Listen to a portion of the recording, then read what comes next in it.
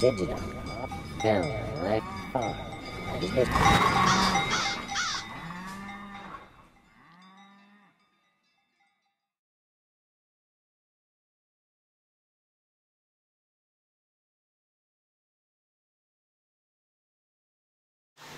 Stretching. There's a tournament in Montreal, a freestyle tournament for freestyle wrestling,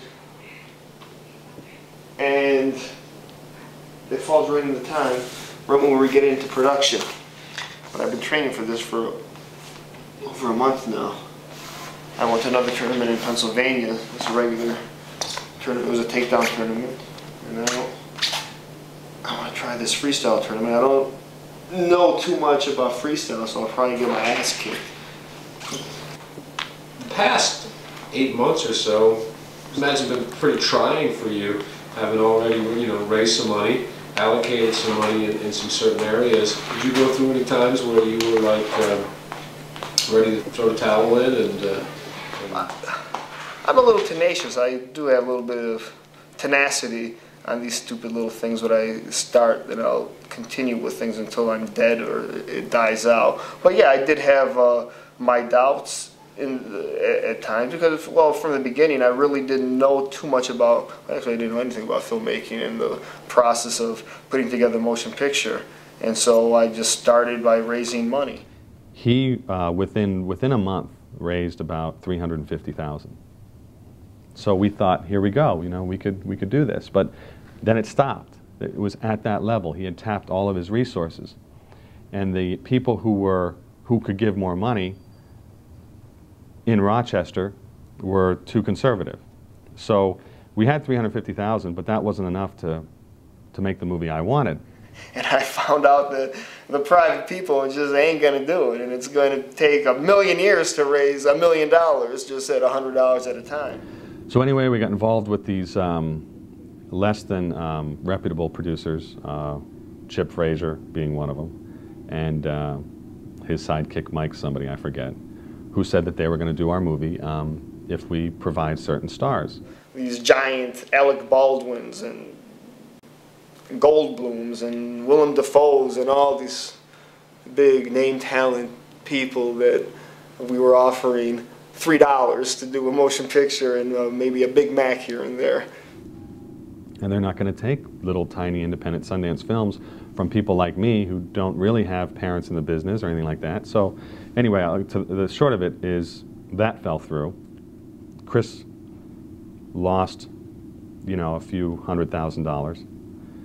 So yeah, and I wrote Manganelli and I told him, you're crazy. We're crazy. Anyone's crazy to do something like this. So I was pissed at that point because I was thinking, if I were to sit back and start now what I've learned now, and I was in that same position 3 years ago, I'd say, okay, I'll raise as much money as I can raise. Boom. And then we'd work a little bit harder, and we'd change the screenplay, we'd do some things, and we'd make a $400,000 movie. It wouldn't be the same movie as we have now. It'd be a different movie, but I think it'd be just as good.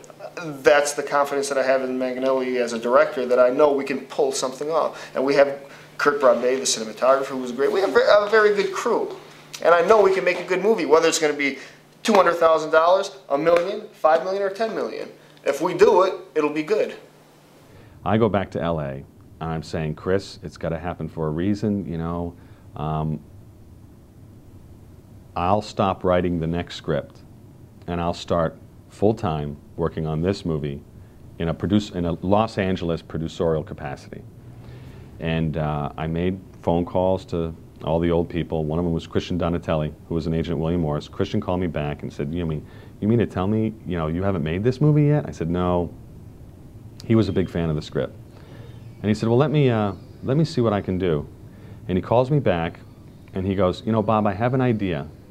He says, what do you think of John Mellencamp in this role? And I said, I don't know. I said, can he act? And I said, I'd have to meet him first. I wasn't going to say yes just to get my movie made. I said, I have to meet with John. So I flew out. I met with John at his house. And I actually, quite frankly, I was going into the meeting with very low expectations. And after the meeting, he was smart, honest, unpretentious, creative. And I said, boy, my head's spinning, because I wouldn't have thought that, you know, I said, if he could be half as honest on camera as he was just now, because when you meet John, he's completely, what you see is what you get. And I'll jog this side, sprint that side, and jog this side. I'll do it 10 times. But like I said, after the second, third one, it's not even gonna look like a sprint. Not that the first one's that fast anyways. We've got John Mellencamp involved. The ball started turning. With his name, we were able to get some financing, and now it looks like we have a deal to bring in, you know, most of that $1 million so we can start shooting this January. So now we're ready to go. How do you feel about that?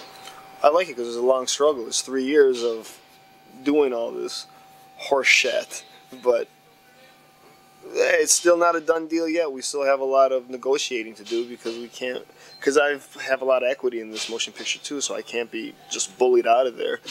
And we have to negotiate, and we have to do the due diligence. We have to get all our paperwork done so we can get bonded, and once that happens, then we shoot. So it's not quite, it's probably about 90-95% there now, and it looks good for January, so hopefully it works. But this office, I don't think we're still going to use this. So this could be like the last picture until we get a production office at the hotel. But this is where it all started. This is where it began. All right, let's go wrestle. Okay. But not me. No.